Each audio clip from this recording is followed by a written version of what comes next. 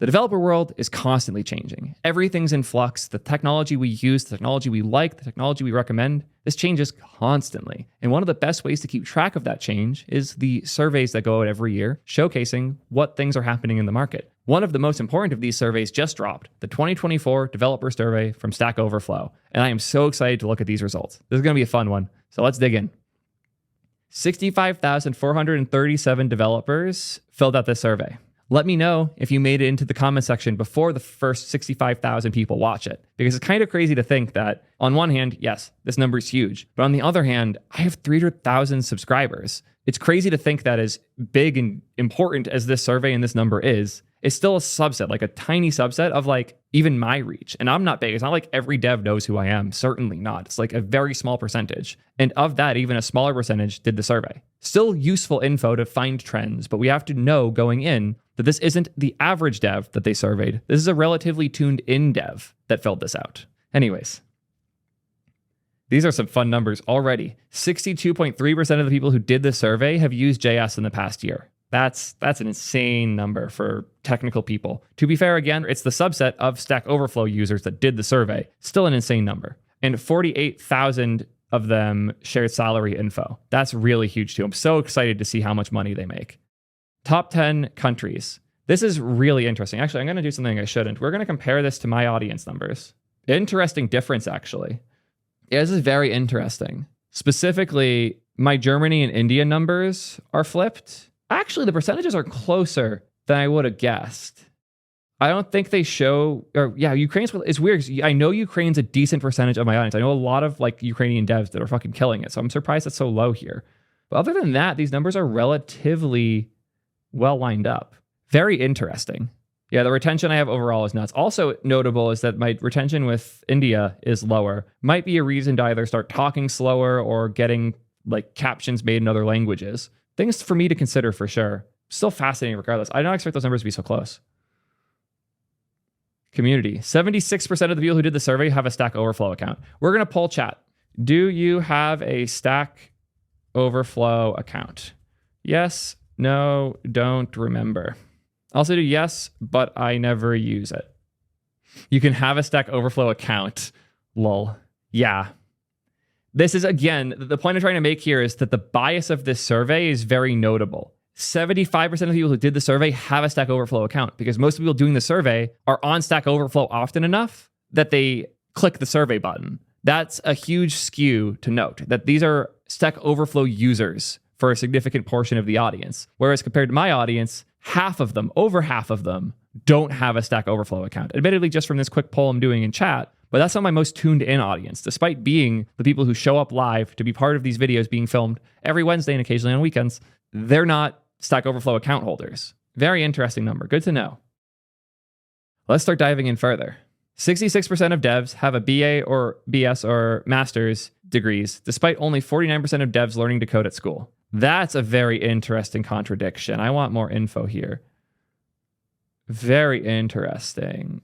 Very interesting. 35% learned how to code in secondary school, and 23% learned with a bachelor's program. This is some college university study without earning a degree. That's very interesting. The numbers for people who learn to code in college with a degree and learn to code in college without a degree are very close. This is actually something I push a lot. Like, I know a lot of people who are 50-50 on going to college for software. They just got out of high school. They know how to code a bit. They could get a job. They could go to college, and it was a really hard decision for them, specifically because they're scared of committing to college for 4 years. The reality is that you can go to college, and if you find an opportunity that's good enough that you don't want to be in college anymore, you can drop out. Dropping out of college because you found a good job is not a shameful thing at all. So you shouldn't feel like you have to commit to the full 4 years if you could go get a job instead. It's a common thing I see. And you don't have to go to a super expensive college either. But that period of time, the 2 to 4 year window right after high school, it's so useful to have other peers around you learning to code with you, seeing them find opportunities as well. The potential opportunity, not even just learning to code, but being surrounded with other people at the same point in life is so valuable that you shouldn't just blindly give it up.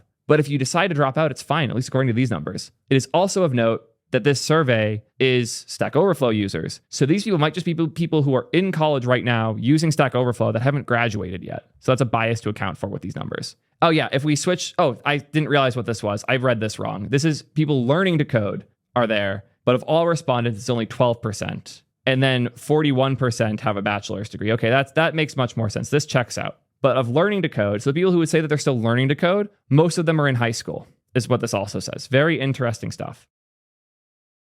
Online resources are the top choice for people learning, again, with the bias of Stack Overflow users, but yes, this is very real. People like learning on online resources. Boot camps have dropped a ton. How-to videos are growing still, which is nuts. Still only half of the people learning, but huge. Blogs and written tutorials are huge, but technical docs are the top. Stack Overflow being so high, again, accounting for that bias I brought up before. API docs are huge. READMEs, yeah. AI-powered stuff's only 30%, though. Good to know that hasn't fully taken over. Where was AI in the learning stuff here? Doesn't seem like it even came out. Oh, AI is 37% of online resource learners. Very interesting. Experience, this will give us a lot of info on like the bias of the audience. Heavily skewed in that 5 to 9 year range, but a decent tail up as well. And it seems like the vast majority have more than 5 years of experience because only 14% or so, 15%-ish, have under 5 years. More experience than I would have expected for the survey, but good to know. Years professionally, so many times you've been paid for writing code. A bit more skewed, but still about 70% over 5 years. That's cool. That means I'm less skeptical of these numbers overall now.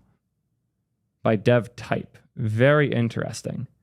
That dev advocates on average have more experience than other roles. To be fair, if you're a dev advocate doing the Stack Overflow survey, you're a very small subset of dev advocates. Very interesting, though. And types. This is huge. I had a feeling this was the case, but it's so good seeing this in numbers. Full stack devs are more common than front-end and back-end devs combined now. That's insane. This is going on Twitter. That is huge. I don't think you guys understand how big that is. That's unbelievable. There's no reason to limit your skills to just back-end or front-end unless you specifically really want to. Historically, the advice has been specialize in things to maximize your salary. That's finally really shifting towards be useful, because that's what full stack is compared to back-end or front-end. It's I'm not isolated to one specific part of the tech stack. It's where the problem is I can go. I might have strengths, I might have weaknesses, but I can work in any place. Huge. And I am not surprised that's starting to win out more and more. And no, it's not doing two jobs for the value of one. I hate this mindset so much. I can't even do an analogy for this without sounding like an asshole, because I hate this mindset so much. Just because you're full stack doesn't mean you have to work twice as much. A backend dev just has less variety in their job.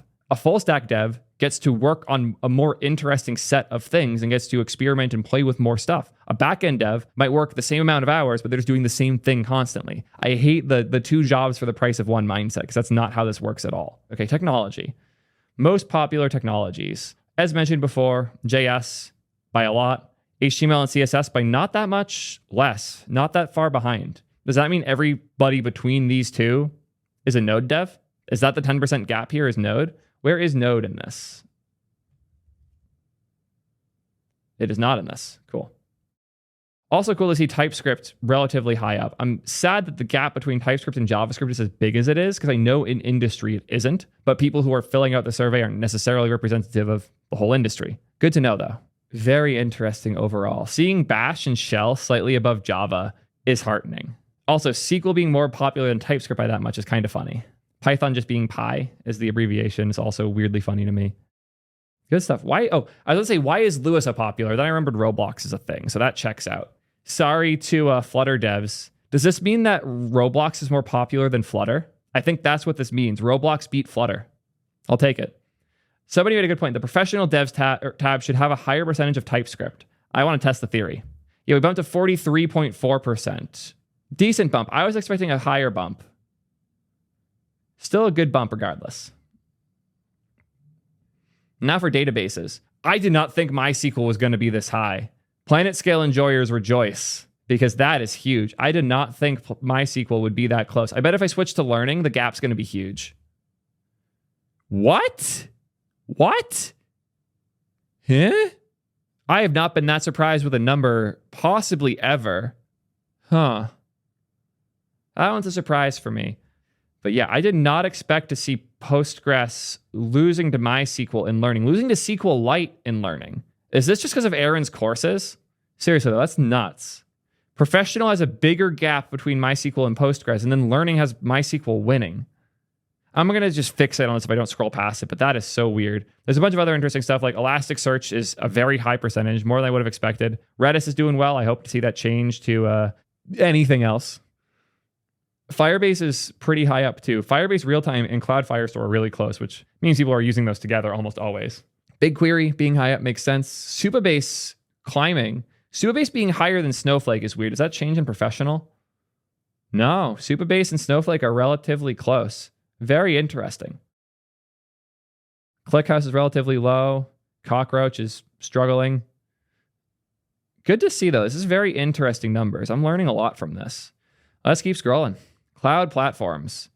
AWS with almost half. Professional, I was going to say professional will be over half for sure. Yeah, professional devs, 52% are on AWS.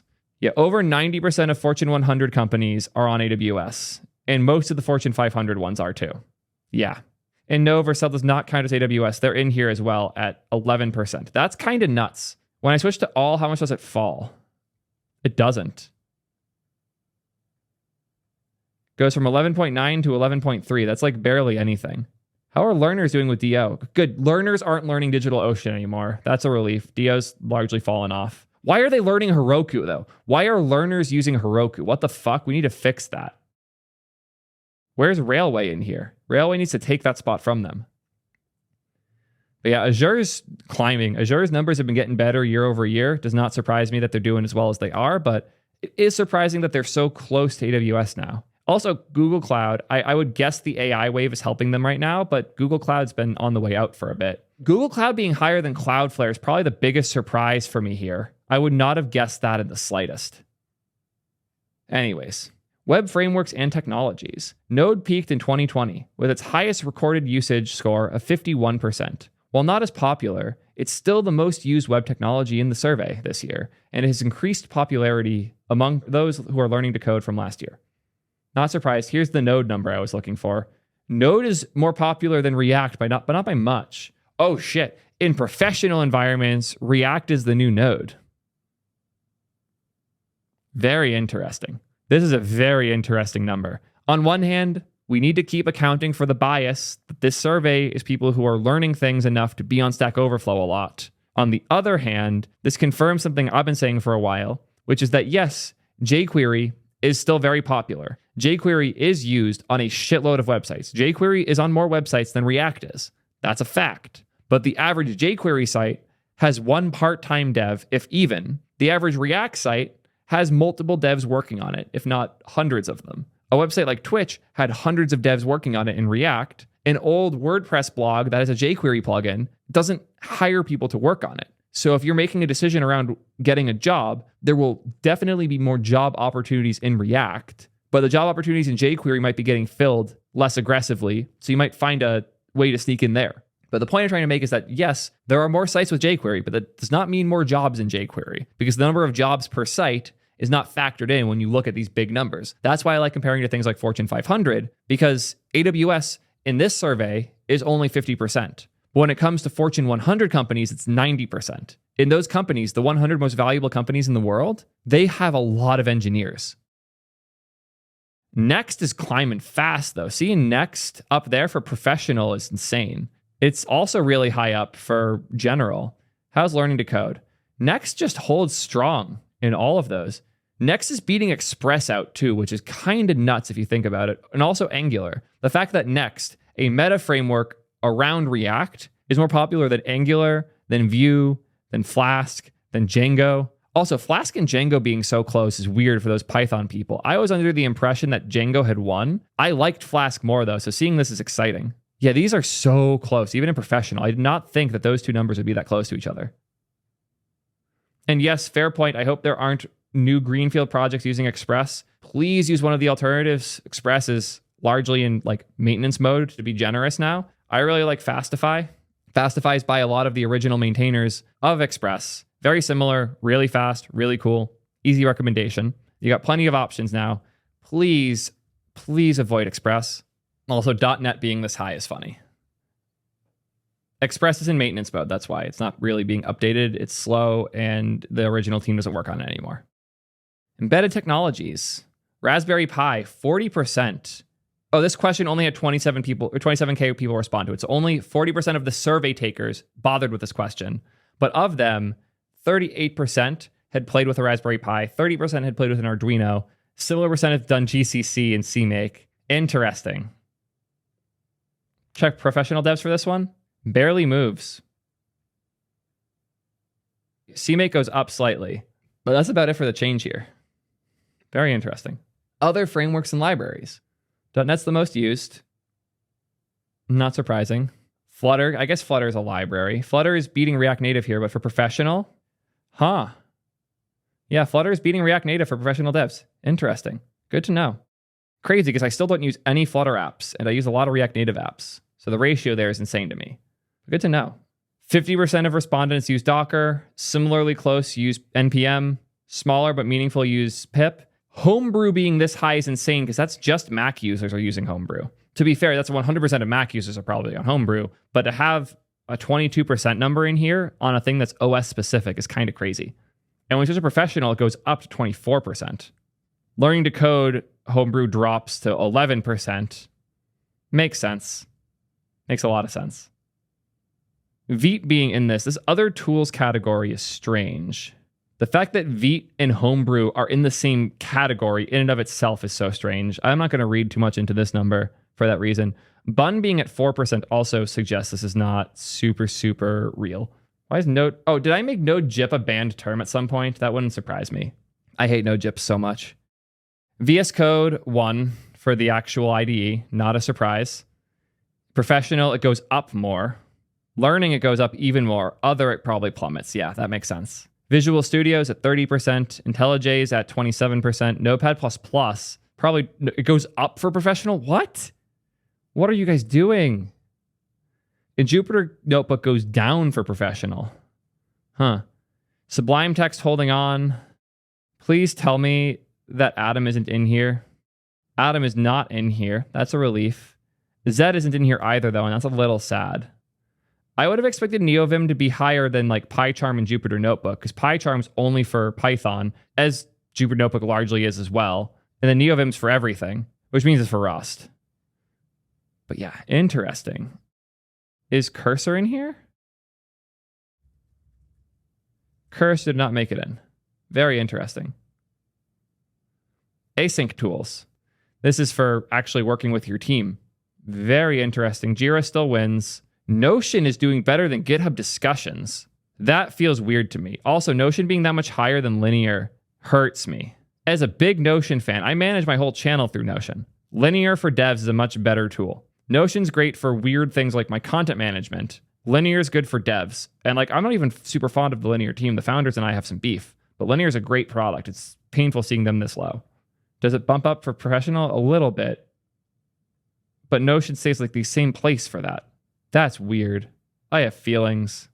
I have a lot of feelings about that. Learning to code Notion is going to go way too high. Yeah, 22%. And Jira disappears. It drops to 14 for learning. Jira is probably a blocked term in chat. That would not surprise me if I did that. Sorry if so. I fucking hate Jira so much. Just please use anything on here other than Jira and arguably Confluence. Please use anything else. Synchronous tools. This is for chat and shit. Teams. Why is Teams so high? I have never had to install Teams. I've never worked at a company that uses Teams. I have managed to dodge Teams for my whole career. And every year the number gets bigger. And every year it hurts me a little more deeply. In professional, it's going to be even higher. Yep. Learning, hopefully lower. Yeah, it drops a ton there. But it's so... Oh, I hate Teams. I am sad to see it's continuing to grow that way. Slack, obviously killing it, even after the Salesforce acquisition. Better product. But is Slack better enough to justify paying for it if you're getting Teams for free as part of something else? Discord is really high for professional. That's interesting. For professional devs, Discord is close to Slack. This is a very interesting number because Discord, gaming, There was an announcement the Discord did recently. Discord's next chapter, here it is, where they dropped a crazy number in here. Over 90% of Discord users played a game in the last month. 200 million Discord users every month. 90% have played a game. So that's pretty crazy when you think about the fact that 33% of the 43,000 people who answered this use Discord, and 90% of them totally play games. What I'm saying is that we're gamers here. We're all video game players. But it's just crazy to see ratio-wise. Like, we would think Slack would win by a lot in the dev space. And since Slack makes so much money, and a lot of it's from devs, that if Discord could charge devs for this market share, they'd make a lot of money too. But they recently announced they're focusing all in on gaming and not on things like competing with Slack, because so many of their users are gamers. Operating system. Windows is the most popular OS for devs across both professional and personal use. Goes down a bunch for pro, but it's still the most. Weird to see Mac perfectly even there. Did they screw up something with this? Because Ubuntu being perfectly even and Mac being perfectly even for that feels very wrong to me. Android personal versus pro. Very interesting split. I have so many stories about Android and professional environments that I'm not going to waste my time telling here, but no, there are some crazy ones. I was at Amazon when Stage Fright happened. WSL, very similar split there. iOS, also weird split here. Very interesting. People don't use their phones for their jobs if they're devs. To be fair, you're not coding on your phone a whole lot, but still. The fuck's using Haiku and Solaris in 2024? AI search and dev tools. Oh boy, what percentage answered this? Okay, 70% answered this, and 80% of them have used ChatGPT. Insane. The number of devs who have at least tried ChatGPT is fucking crazy, and the fact that it's double Copilot users is just as crazy. These are numbers, I would not have guessed that high a percentage have tried ChatGPT for code, and I would not have guessed the gap between these is as big. And then for these, it doesn't change a whole lot. Wait, Gemini skyrockets for learning. That's actually interesting. It seems like Google's bet right now isn't on established devs, it's everyone else. Really fascinating to see. Codium's doing really well too. Good for them. Surprised Cursor didn't sneak in here. Admired and desired. Oh, this is the fun one. This is where it splits things based on how much they're used and how much they're liked. Python is desired, so people actually like it 41% of the time, but it's being used 67%. So here's what the desired and admired actually means. Most desired means that users aren't using it right now, but they want to next year.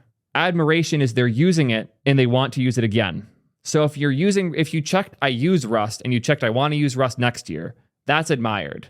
Desired is I'm not using it right now, but I want to next year. Thank you, StackOverflow, for explaining the StackOverflow survey that they did not choose to explain.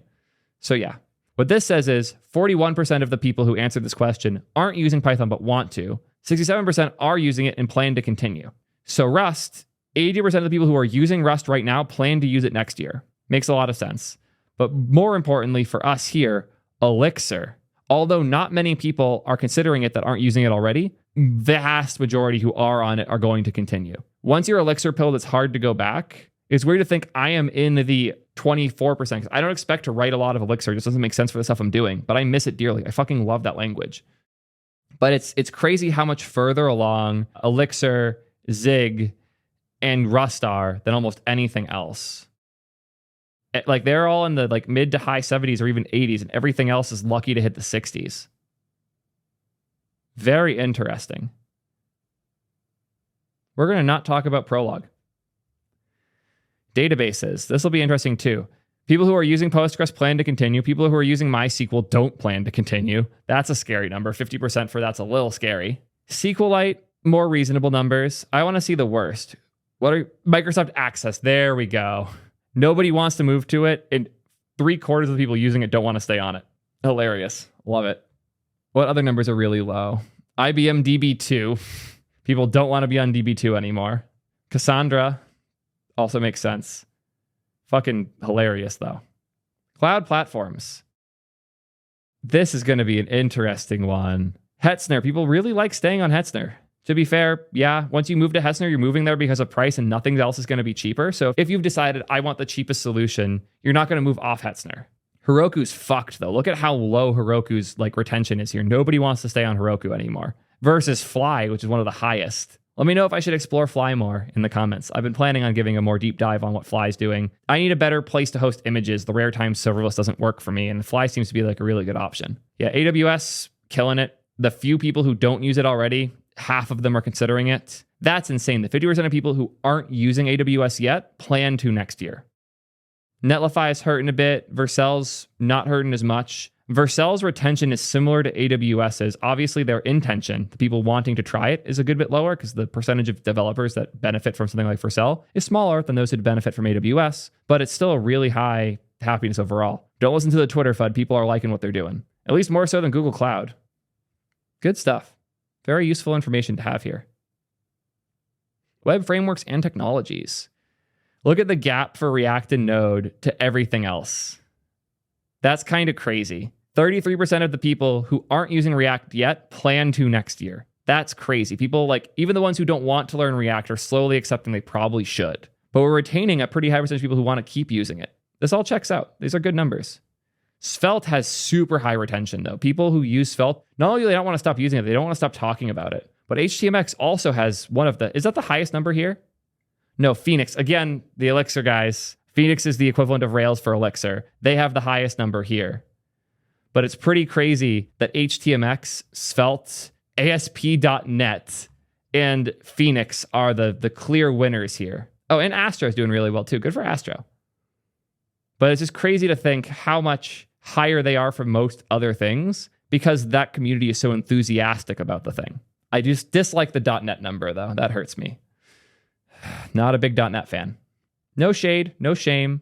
Just not a thing I would ever want to touch. And yeah, Spring Boot did fine too. I know. I am friends with one of the big Spring Boot influencers, and he really wants to have a video with me. Let me know in the comments if it's time to do a Java video. I don't want to, but I will if I must. Embedded technologies. This one I don't have as much to say on, but it seems like people like the Raspberry Pi a lot. Cargo, weird that's here, but yeah, if you're using packages in Rust, you're going to keep using packages in Rust. If this number was low, that would be concerning. Other frameworks and libs. Ooh, this will be a very interesting one. .NET being this high is weird. TensorFlow being high makes sense. People want to move off it, which is interesting. Hugging Face. Oh, Hugging Face is dope. That checks out. And Swift UI, people are really starting to like. What the fuck is Rough? A Python linter. Written in Rust. That's hilarious. Rust isn't just fixing JavaScript problems anymore. Now Rust is fixing Python ones too. DirectX. Oof. What a list. OpenCV, Qt, Electron, CUDA, and RabbitMQ all in the same category is kind of weird. You're right there, Ross.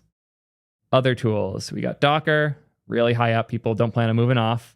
NPM, people are considering moving off. Probably because they're going to go to like Bun or Yarn or PNPM or something. Makes sense. Pip being this low is interesting because there isn't an alternative to Pip, really. Kubernetes being high is painful, but makes sense. Homebrew being high is, again, there isn't really another option. Makes sense.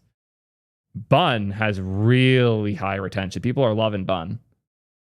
Unreal Engine's lower retention than I would have expected. I like to see a game dev survey that's like specific to game devs because there's some interesting stuff there for sure. VS Code, most people who aren't using it plan to, and everybody using it plans to stay there. NeoVim's the only thing with higher retention because it's NeoVim. People never will move off. I know a lot of people that are going to stop programming before they give up NeoVim. Asynchronous tools. Yeah, nobody likes Jira. Nobody likes Confluence. Most people deal with Markdown. We've all put something in a Markdown file that probably didn't belong.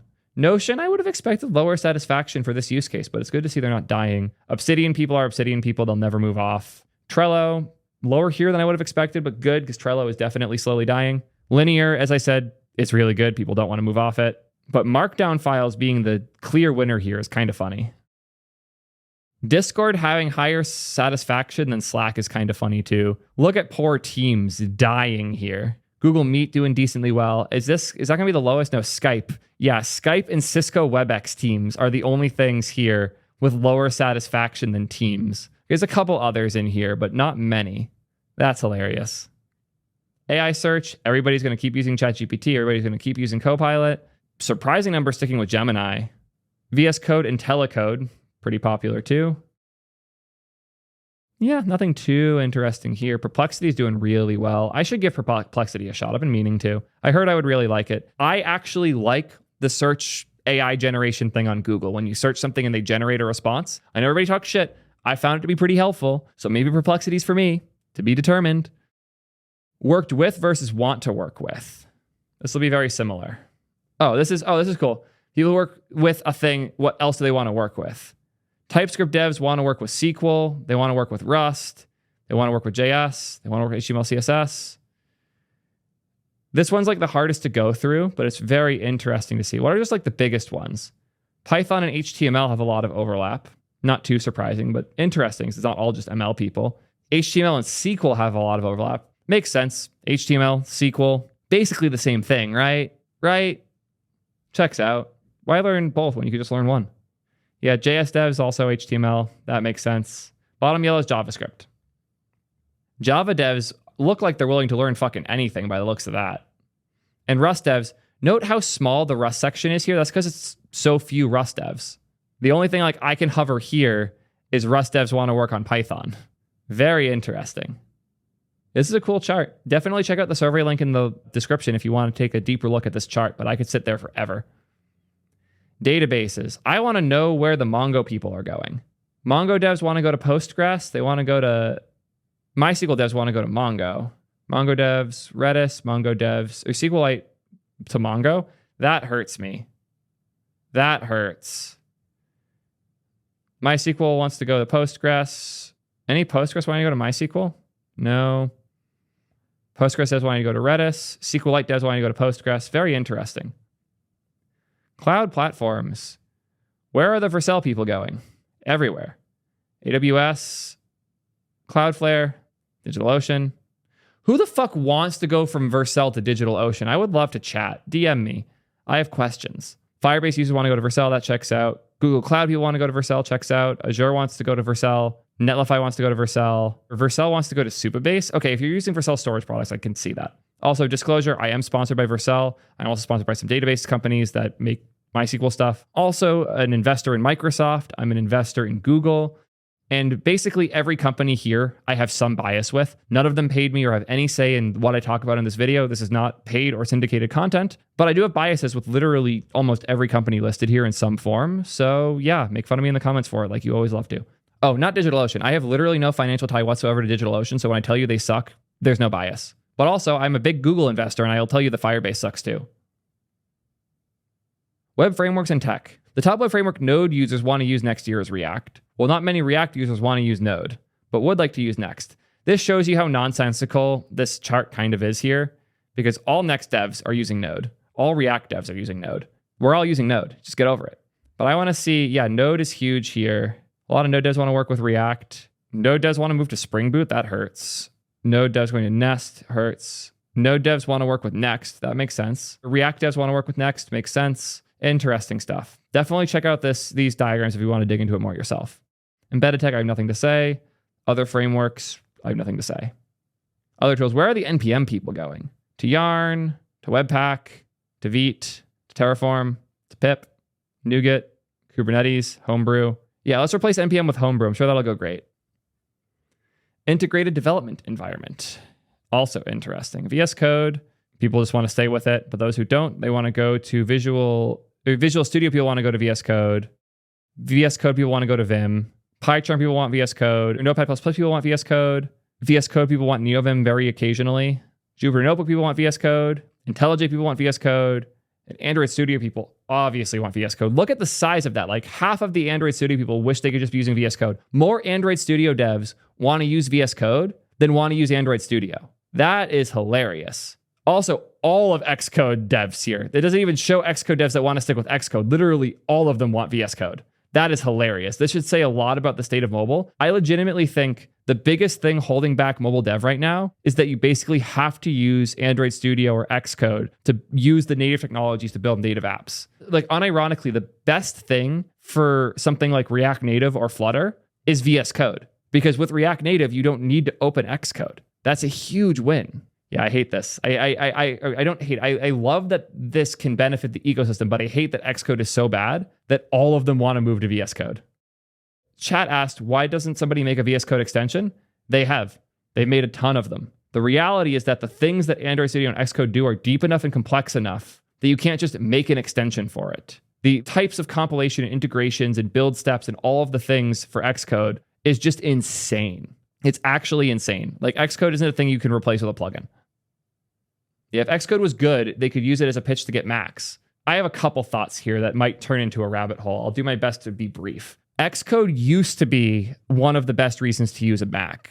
Back when it was more people were writing C and C++, Xcode was one of the better ways to debug it in like C memory allocation and shit, which was really cool at the time. Now there's many better tools and Xcode's slowly fallen apart. On the other side, Apple doesn't care that much about Mac sales. They're a very small percentage of their business. The only reason Apple's investing so heavily in Mac is a combination of how Macs being good helps their brand and the fact that to make good software for iPhones and iPads and Vision Pro and all these other things, you need a Mac. So if all the Macs are garbage, no devs are buying them. Now no devs are making things for iPhones and iPads. If Macs are really good, more devs will have them, more good software will exist for iPhone and iPad. But there's a point of diminishing returns that they're, I would argue, long since passed there. But like Macs are not a big part of Apple's financial profile right now. Selling more doesn't help them a ton, but they have to be good for apps to be good. So making a good Mac results in devs that buy that Mac being able to make better things because they have a better time with the computer, better everything. And if they really want iPhones to stay competitive, Xcode has to get good. Or honestly, what needs to happen is Android Studio needs to start getting good, so Apple has to fix Xcode. Also, obvious disclosure, I'm an investor in both Apple and Google, and I have issues with both. Asynchronous tools. Where are the Trello people going? Probably Notion is my guess. No? GitHub? Small number going to Notion. Interesting. More of them want to go to Obsidian than Notion. Very interesting. Obsidian people aren't moving. Notion people, where are they going? Markdown files, linear, Jira. Sorry, Jira going to Notion. That makes more sense. I was going to say Notion people moving to Jira would make me very upset. Synchronous tools. Discord people are probably sticking with Discord. WhatsApp people want to go to Discord. Zoom people want to go to Discord. Everyone wants to go to Discord, other than Discord users wanting to go to Slack. That's really funny. AI tools, ChatGPT, everybody's sticking with it. ChatGPT people want to use Copilot. A lot of you want to try Gemini. Good to see. Oh boy, here's where things get fun. Top paying. Let's see who's making the most money. Oh boy, I need to talk about Elixir more, clearly. We're the rich people. Pretty nuts that the only thing in here that has a 6-digit number is Erlang, which is the language Elixir is based on, and that Elixir's that close.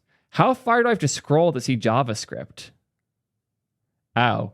TypeScript. You TypeScript devs. Making way too little money. Yeah, if only you learned Erlang, you can make much more. Okay, to be clear, there's a lot of different biases here.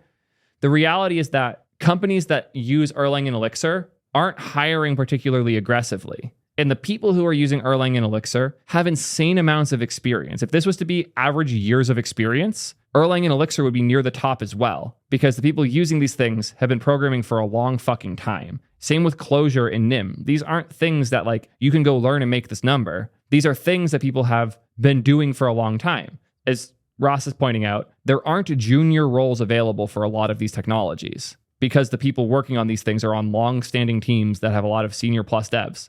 Whereas TypeScript and obviously JavaScript, those have more opportunities for juniors to get jobs, which also means more beginner devs that have less time in the industry are the ones with these roles, so it drives the average down a ton. Also, if you want to make more money as a JS dev, you can make $2,000 a year more just learning TypeScript. Look at that. It's that easy. Want to add $2,000 a year to your salary? Just start adding colons to your code base. That easy. Changes in salary. Interesting. Nim had the biggest jump. Erlang is still slowly climbing. Elixir went down very slightly. How are JavaScript and TypeScript doing? This is going to hurt, isn't it? JavaScript dropped a ton. There's that zero interest rate phenomena right there. That's where it's hurting. What's really happening is junior devs are getting smaller offers and struggling to find work. But crazy to see that. Where's TypeScript? Here it is. TypeScript dropped over 10 grand year over year. That's actually kind of terrifying. COBOL dropped too. How much did it drop? Much less. But yeah, good to know. Yeah, scary. I do really think this is because new devs are getting worse offers. Like I knew people who were fresh out of college getting 125K plus offers at Twitch. That's not happening anymore. They're not giving jobs to new devs, and even if they are, they're not numbers that big. So that's a huge change. And I think that change is what we're seeing here more than anything, but it's hard to know without deeper access to these numbers. And like, if I could do this against years of experience, I think it would be much more interesting. AI. In this section, we gain insights on AI. I'm going to blast through this one because I have a feeling I'm not going to care too much. Do you use AI tools in your dev process? 76% of all respondents are planning to use AI tools in their process, which is an increase from last year, which was 70%. 60% already are. AI tool sentiment. Largely positive, more so than I would have thought. Especially when I see the numbers I see in like the art world where people fucking hate AI. It's cool to see a decent split here. Professional dev too. Compare professional for yes. Professional has a bump in yes and a down, or moves down in no, I don't plan to. Very interesting. Benefits of AI tools: increase productivity, speed up learning, greater efficiency, improve accuracy is low. I bet that's going to go down even more in professional. Yep. AI does not improve the accuracy of my code for fucking shit. It makes me faster, but it doesn't make it like more accurate. It does not help me with my workload, and it does not improve collab. Yeah. I wonder, do they have a question like, does it hurt your bugs, or does it increase the number of bugs you have? Also interesting split here with trust versus not trusting. Less than half of devs trust AI output. Less than half trust it. 26% are neutral. And then a bit over 30% don't trust it. And in pros, it leans more towards distrust and less towards trust. In learning, blindly is going to trust. Yeah, that all checks out to me. Pros are at 2.3. Learning to code's 4.2. That's a 2x difference there. Don't trust AI so much, you devs learning. Seriously. The tools are great. You should not highly trust their outputs. Ooh, the ability for AI tools to handle complex tasks is going to be a fun one too. I don't think it can for shit. I think it's good for auto-completing things, but not too much beyond that. Looks like people largely agree. 3% saying very well. Pros going to drop. Not as much as I would have hoped. This is disheartening. I would have said neutral to bad personally, but people just aren't working on complex enough stuff, I suppose. AI in the workflow. They use it for writing code, searching for answers, debugging. Documenting is interesting. Seeing that high a percentage for documentation, I honestly not interested. Yeah, you aren't interested in AI for deployments and monitoring, predictive analysis, project planning, committing and reviewing code. Please don't have AI auto commit and review code. All the products and examples I've seen for this are so bad. They're so bad. AI tools next year. Writing code, most people plan to. Testings, still pretty positive. Deploying and monitoring, much less so. Interesting though, a lot of people saying that they're going to integrate more committing and reviewing code via AI next year. This looks like over half of people are going to use AI for code review by next year. That's terrifying. I hate that. Okay, only half the survey respondents answered this one. This is in the AI section, so half the people churned and went to the next section by this point. That makes me feel a little better. Are AI tools a threat to your job? Learning is going to be really high on yes here. Yeah, 15% say yes. Pros, only 12% say yes. Checks out. Most important ethical issues for AI. 80% think circulating misinfo is a big deal. Missing or incorrect attribution for sources of data, also really important. Biased results is not as big a deal, but useful. Imitating likeness, not concerned really about. Energy demand will continue going down, but it's definitely a concern. And replacing jobs is the bottom here, as it should be. Challenges with AI at work. Top one is that people don't trust the output or answers. AI tools lack the context of the code base, internal architecture, and whatnot. These being the top by that much makes sense. We don't have the right policies, is only 30%. I'd be curious to see what that looked like last year. But that's not too bad. I would have expected more companies to be blocked by that. If I switch to pros, barely moves. Very interesting. Lack of proper training is here. For education, that bumps a bunch, but not that big overall. Very interesting. Nico, the only people who are going to lose their dev jobs because of AI are people who think this way because they're not good enough devs to think for themselves. AI at work in 1 year. This is an open answer, so that's going to be useless. Let's move to work. Oh, here's where we're going to talk about salaries overall. 70% of the survey people are employed full-time. 80% of the pros are employed full-time. 20% are contractors. Good to know. So 80% full-time, 20%-ish contractors, 6% part-time, a handful of students, other things that don't matter as much. Employment status by geography. US, largely full-time. Germany goes down full-time a bit. India's drops even further. UK bumps back up to similar. UK has more full-time devs than US percentage-wise. Very interesting. Work environment. The number of hybrid devs has stayed consistent this year, with last year 42%, while the percentage of devs working in person has increased. So there's still the same number of hybrid, but in person is going back up. There's 15% in 2022 and 16% in 2023. So that's the biggest jump yet. A 4% bump after a 1% bump is nuts. Seems like in person's really happening again. Company info. This is one of my favorites. How big are the companies these people are filling out for? Because while there are way fewer companies with 10,000 people, you need a lot of 9-person companies to have the same number of people as a 10,000 person company. You need, for there to be more people at a 2-person company than 10,000 person company, you would need 5,000 2-person companies. So remember that when you look at this. There's a reason these big ones scale up despite having so few companies, because that company has 10,000 or more employees. But this is a pretty interesting spread. It's interesting seeing hotspots in like the 20 to 500 range. Seems like a really hot spot. Under 20 is relatively small compared to that. Over 20 to 500 is more than 2x bigger than smaller than 20. Kind of nuts. 500 to 1,000 is relatively uncommon. 1,000 plus is relatively common. Good info. Yeah, 47% of people work at a place with less than 100 employees. Yeah, that's pretty nuts. There's a lot of these smaller teams that aren't like, so many of those, like consulting firms, like banks that have 30 to 100 employees, like things where there just aren't as many engineers or employees as a whole. Salary by developer type. Dev advocates making this much is sus. I want to know how many people actually answered dev advocate, because they should not be making more than other devs. To be fair, the dev advocate cut really happened last year. So if you still have a dev advocate job, it's because you're one of the better ones. But that's just crazy to see that dev advocates are making twice as much as backend engineers on average. Where's full stack in here? We have backend. Full stack's just slightly below backend, and it's quite a bit above front end. See, if you're a React dev, all you have to do is learn Next, and you can 1.5x your salary. Easy, right? Not that easy, but good to know. Blockchain devs making way too much money. Yeah, mobile is suspiciously low. I think mobile being low is largely like a geographical thing, because there are so many more mobile devs in developing nations right now, because mobile is the only way people in those nations access the internet, not on computers. And because of that, there's a significant percentage of mobile devs that work in places with lower salaries. Like, I bet if I switch to US, mobile is going to jump a ton. Yeah, mobile is now number 3 when I switch to US. Pre-read. No, I get the market. See, I do know things. Crazy. But yeah, mobile goes way higher for US, but if I drop it to India, it's going to plummet. Huh, it didn't. Oh, because these are the only roles people filled out for that. But now mobile is higher than front end still, but it's a lot closer, and it's killing full stack. Very interesting. But yeah, mobile is significantly higher up here, where it's 185K and it's top 3.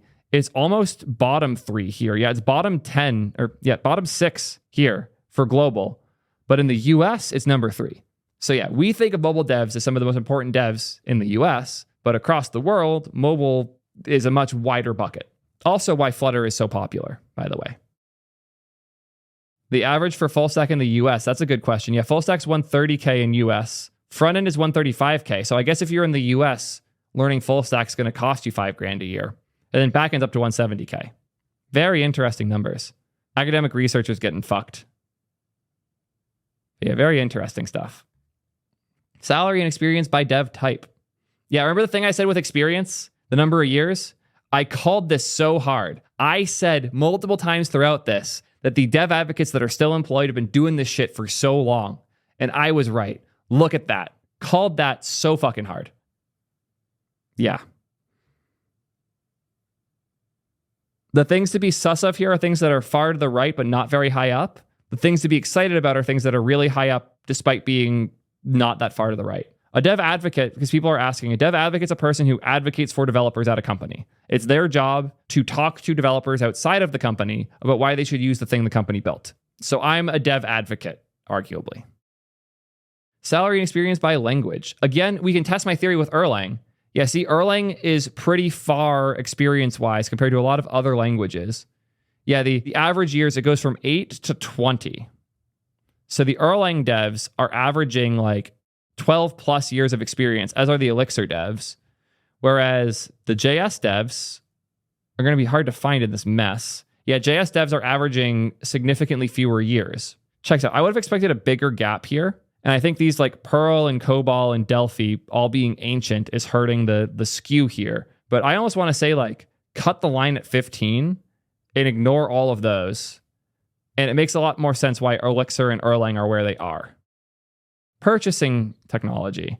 This is actually really useful for me. Most devs don't have the ability to convince their managers to let them adopt a new solution that costs money at their job. But I want to know the ratio here. Interesting. The majority have some or great influence. By dev type. Full stack better be high up in here. Full stack dev should have a lot of say. Where the fuck is full stack in here?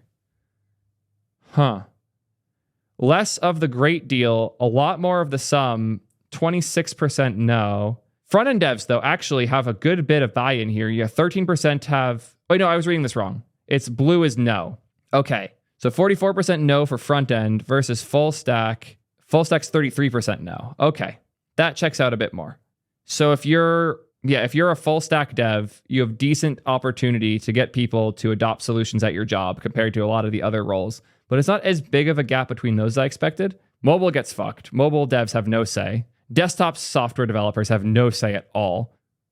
This is also an important chart to think about how do you build a product in a given marketplace. So if I'm trying to make a product that I want Microsoft to adopt, I would not want to make desktop software solutions because even if I got people excited about them, the likelihood that they can get their boss to approve it is really low. Whereas if I was to focus more on front-end tools or full stack tools, it is more likely to get them into the workplace. That said, the spread here isn't anywhere near as bad as I would have expected. Obviously, students can't get things adopted. So less insightful than I would have expected. Prefer to build versus buy. 60% build and buy, 20% build, 19% buy. This is too vague a question to get a real answer. I'm sure backend devs are going to hate buying, though. Let's prove that quick. Full stack devs are largely both, small and buy. Front-end devs are even more so both. Where is backend in here? Did I scroll past it? Advocates are the most down to buy. Doesn't surprise me.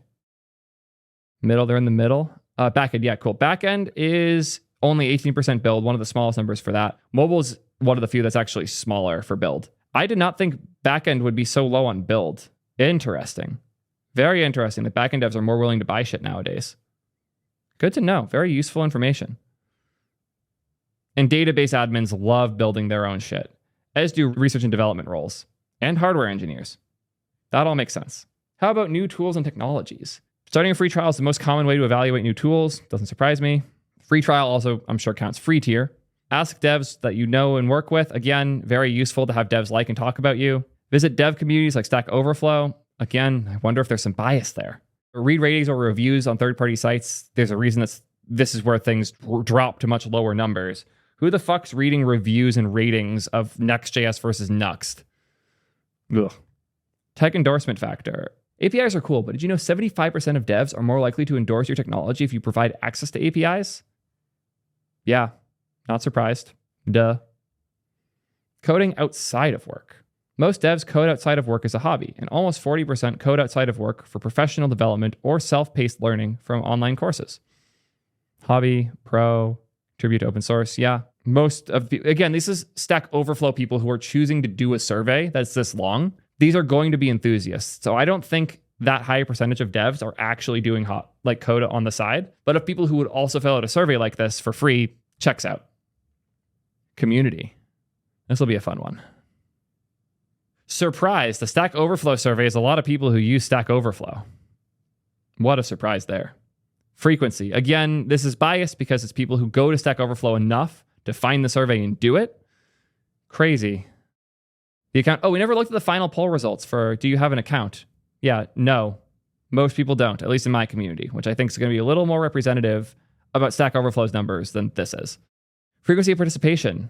Monthly-ish. But the fact that almost 20% are a few times per month or more, nobody actually participates in Stack Overflow. I would be surprised if, you know what? We'll do one more poll. Have you ever responded or asked a question on Stack Overflow? Yes, maybe under 5 times. No. I'm expecting less than 10% to be yes, less than 20 to be yes, plus less than 5 times. More yeses than I would have thought. Maybe I need to recount for my bias here. Multiple people saying they were top 1 and 3%. Very interesting. How you choose to use Stack Overflow. Find solutions, reliable. Yeah, this all makes sense. Is this all just about Stack Overflow? I don't care anymore. Professional developers. 29% contributed to the professional survey portion. 86% of the ones who did are ICs. 13% are managers. Here's professional work. Interesting skew. Majority are under 10 years, but more 5 to 10 than 1 to 4. And IC that's going to skew earlier and people manager is going to skew later. That's really interesting. You can actually see here the whole to keep getting promotions as a dev, you have to become a manager. Watch the shift here. Right now, we're 1 to 4 and 5 to 9 heavy. It just shifts down 5 years when we hit people manager. That's kind of nuts. That's how much the whole become a manager to keep making money thing is real. You see it right there. Fascinating. Ability to find knowledge and information within their organizations. Waiting on answers disrupts their workflow. Majority agree. Knowledge silos keep me from getting info. Largely agree. I know which resources have the answers to my questions. Strongly agree. Sorry for those AI companies that are claiming they can find all your shit for you. I'm able to quickly find answers to my questions with existing tools and resources. Generally pretty high. This is actually really useful for all those AI tools that are planning to magically answer all your questions for you. I was just talking to a founder that's confident that the biggest thing they could be working on is tools to help onboard your junior engineers, because some manager told them that the biggest hurdle, the thing that they hate the most, is their senior devs wasting time mentoring junior engineers. So they're going to build AI tools to do it for you. Good luck. Frequency of productivity friction. This is very interesting. This is green is 10 times a week, blue is never. So how often do you feel like you're blocked by somebody outside of your immediate team? 60% say never, which is crazy. I was blocked by people outside of my team weekly for sure. Although I will say going from never to 1 or 2 times a week, this should have been a few times a year, then weekly, then multiple times a week. But yeah, interesting, not great spread here. Yeah, don't love that. Daily time spent searching for answers. IC versus manager is going to be really interesting here. No, it's not. Never mind. Daily time spent answering questions. IC is going to be lower and people manager is going to be higher. Yep. Everybody should spend at least 30 minutes a day answering questions to their coworkers. It just saves so much time. Every individual should be. I actually do remember one of my managers being mad at me because I was in more meetings than them because I was helping with so much shit at the company, even though I wasn't a manager. But yeah, everyone should be helping people a decent bit. How much depends on a lot. Everybody uses CI. Most people use DevOps functions, automated testing. Microservices is only half. Why would he be mad at me for having more meetings? A lot of things. I'm going to bank on insecurity. But yeah, it's funny because I was also the most productive engineer on the team. They were trying to be like, you're not doing enough code. It's like, okay, here's the Gantt chart. I did more last week than the rest of the team, and there was 5 other people on the team. So how about you don't get mad at me for what my calendar looks like, and you tell me what I'm not doing that I need to do. I don't want to wrap into that drama. I talked about it a bunch with some friends earlier, so I'm a little heated on it, so I'll avoid the topic. Knowledge sharing community, 40%. Observability tools, also similar. None of the above, 10%. Interesting that we all rely on CI, but most people don't have a dev portal.